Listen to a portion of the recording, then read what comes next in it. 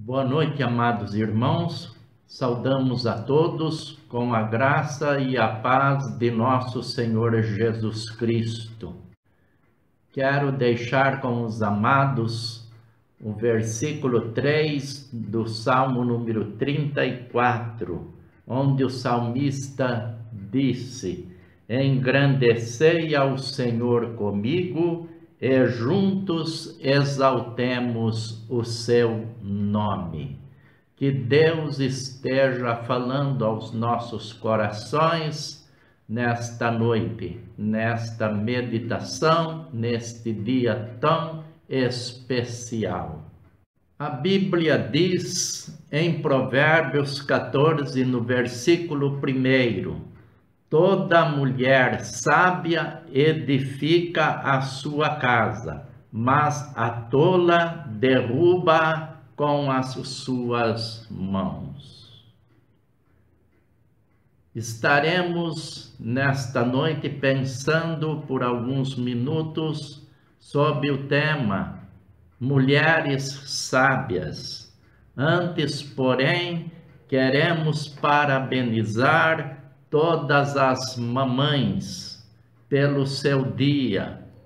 A nossa oração é que Deus abençoe a todas com muita saúde, com a graça e a paz de nosso Senhor Jesus Cristo e as consolações do Espírito Santo. Em uma época, em uma cultura, quando ainda as mulheres eram consideradas objetos, a Bíblia destaca algumas mulheres de Deus que foram pessoas sábias e profundamente úteis ao reino de Deus. Prestaram grandes serviços ao reino de Deus. Estaremos citando aqui alguns nomes: Sara, Rebeca, Raquel, Ruth, Débora, Esther, Marta e tantas outras no Novo Testamento que seguiram nosso Senhor Jesus Cristo de perto. Mulher virtuosa, quem a achará? É a pergunta do sábio, já no final do livro de Provérbios, no capítulo 31, no versículo 10. Neste dia, com certeza, este é um dos textos mais lido, mais meditado, porque refere-se à sabedoria que todas as mamães devem cultivar em seus corações. Em 2 Reis 4, de 8 a 37 e 8, de 1 a 6, nós encontramos a história da Sunamita, a mulher que residia na cidade de Sunem e que de vez em quando recebia em sua residência o profeta Eliseu. Ela reconheceu naquele homem um santo homem de Deus e disse ao seu marido: façamos um quarto. E quando Eliseu, este santo homem de Deus, chegar aqui em nossa cidade, ele se recolherá para este quarto. Ali nós colocaremos para ele uma cama, uma mesa e um candeeiro. E Eliseu constantemente passava por ali. Diz a Bíblia que aquela era uma senhora grave, ou seja, era uma pessoa de uma postura séria e também de boas condições financeiras. Outra tradução diz que ela era rica.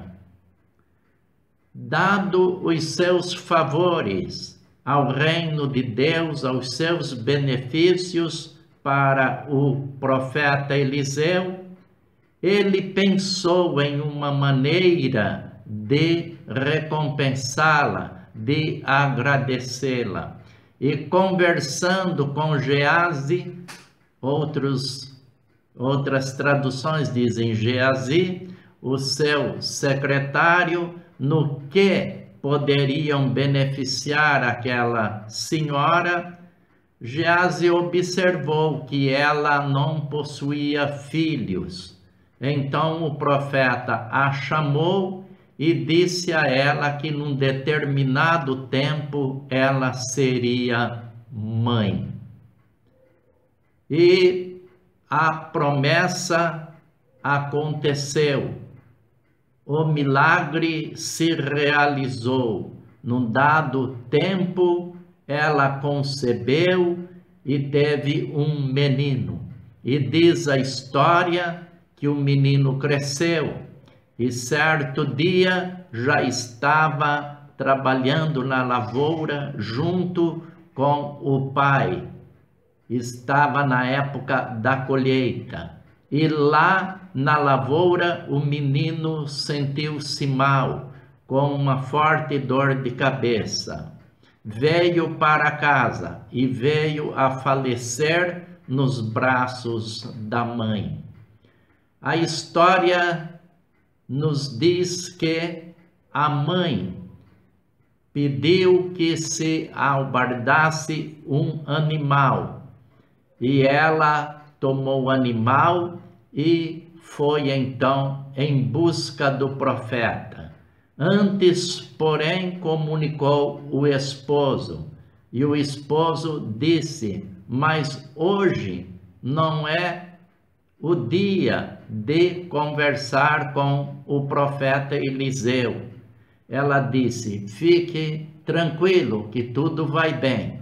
Eu estou contando a história com as minhas palavras, visto que é um texto bem longo e os irmãos poderão estar conferindo então na sua Bíblia, no capítulo 4, nos versos 8 até o 37. O seu filho estava morto, mas ela disse ao marido que tudo ia bem. Nós encontramos aí já uma virtude da mulher sábia. Ela em nenhum momento desejou que seu esposo a visse sem esperanças. Ela exercitou a fé. Chegando na presença de Eliseu, então ela lança-se aos seus pés e chora. E disse então que o seu filho havia falecido.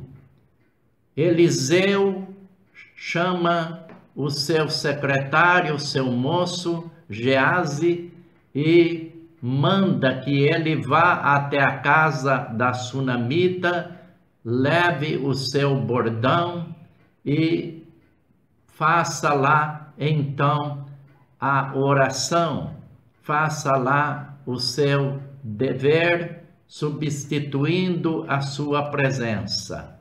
Ela exige que o profeta vá, ele mesmo. Ela não aceita apenas a presença de Geazi, mas ela deseja que o profeta vá até a casa dela. O que nós aprendemos é que a mulher sábia mantém o equilíbrio emocional. Compartilhou a sua dor com a pessoa certa. creu no Deus do profeta Eliseu, creu no Deus Todo-Poderoso, o Deus de Israel. E o profeta foi até a sua residência, e ela foi abençoada com um grande milagre. Nós queremos destacar ainda uma verdade bíblica. Deus honra aqueles que o honram. Por isso eu disse da necessidade de ler também o capítulo 8 de 2º livro de Reis, nos versos de 1 a 6. A sunamita foi avisada pelo profeta Eliseu que haveria fome na terra e que ela deveria sair da sua cidade, ia procurar uma outra região. Provavelmente haveria uma grande seca, porque as secas sempre vêm acompanhadas de fome. E ela então foi peregrinar na terra dos filisteus. Por 7 anos ela peregrinou ali. Passado este tempo, a história diz que ela voltou para a sua cidade, para sua Sunem. Mas quando ela chega, as suas terras haviam sido agora possuídas por outras pessoas. Outros povos haviam tomado posse das suas terras. E ela procura, então, o rei para conversar com ele. Quando ela se aproxima com o seu filho, lá está Geazi conversando com o rei. O rei está fazendo perguntas a Geazi sobre os grandes milagres do profeta Eliseu. E Geazi olha, para a surpresa dele, ali está o filho da sunamita, acompanhado de sua mãe.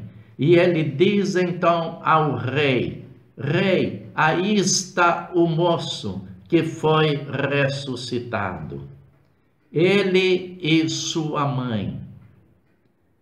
Amados, isto não é coincidência. A Bíblia não é um livro que fala de coincidências.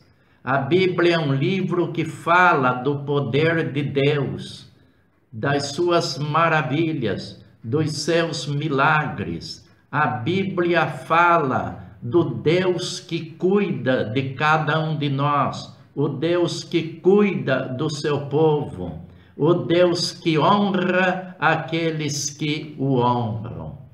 E nós vemos através desta história maravilhosa o rei determinando que um moço fosse verificar as terras que pertenciam à sunamita e que a devolvessem a ela, ainda pagando toda a renda dos 7 anos que ficara sendo usada por outras pessoas.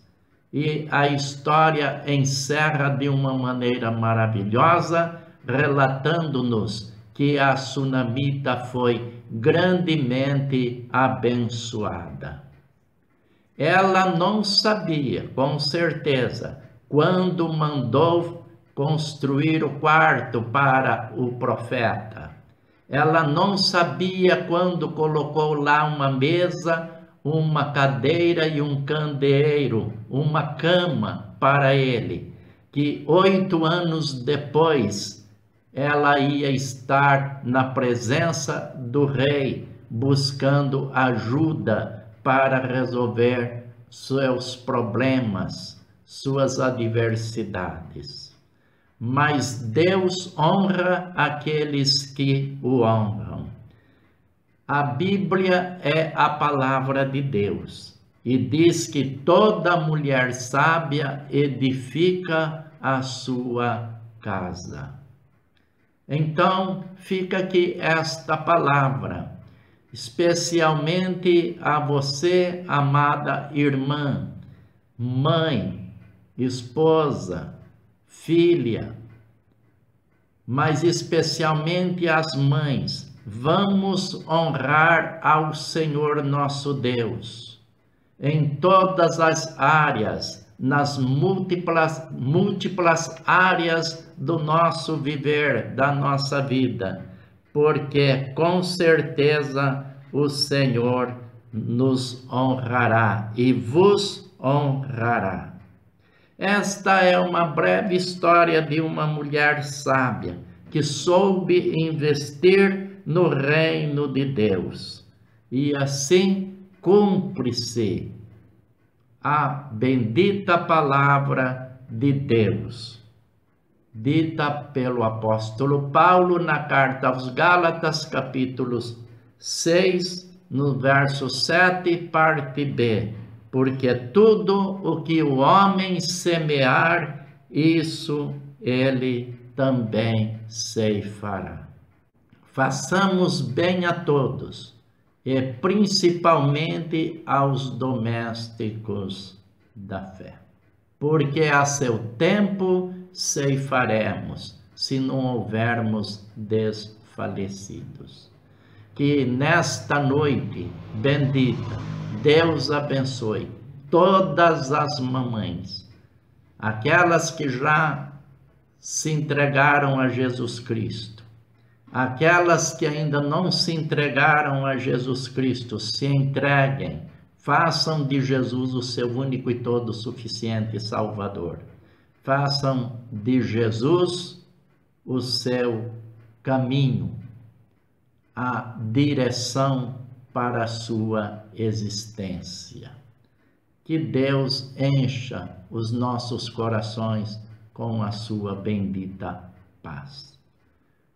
Vamos curvar nossas cabeças em uma oração a Deus. Deus, nosso amantíssimo Pai, recebe, Senhor, a nossa gratidão neste dia tão especial pela vida das nossas mamães. Ó Deus, te agradecemos por aquelas que já estiveram entre nós, pela educação que elas nos deram, Senhor, pelo papel de mãe que elas desempenharam. E te agradecemos pelas mamães que estão conosco. Que o Senhor as abençoe, as dê saúde, cura as que estão enfermas, liberta, ó Deus, de toda a perturbação. Conserva a saúde física, psicológica e ainda mais a espiritual. Consola os seus corações aflitos, ó Deus de toda graça. E que nós, filhos, saibamos honrá-las, ó Deus, concedendo a elas o melhor presente que um filho pode dar, que é a obediência, o amor e o respeito. Senhor, nós oramos no santo nome de Jesus. Amém. Que Deus nos abençoe. Abençoe nossas queridas mamães.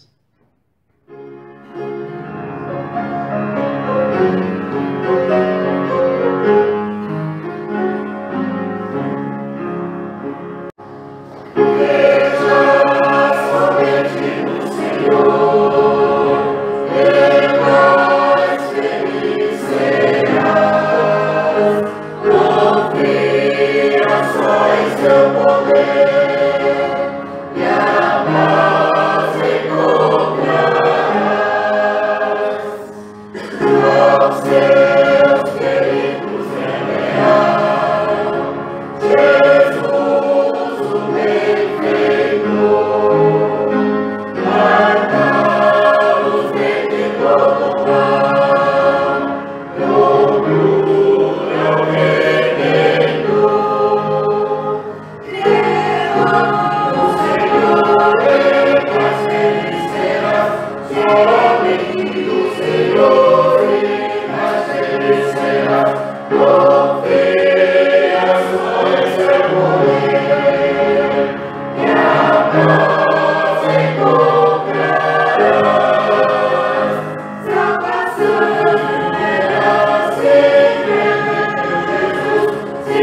Cristo.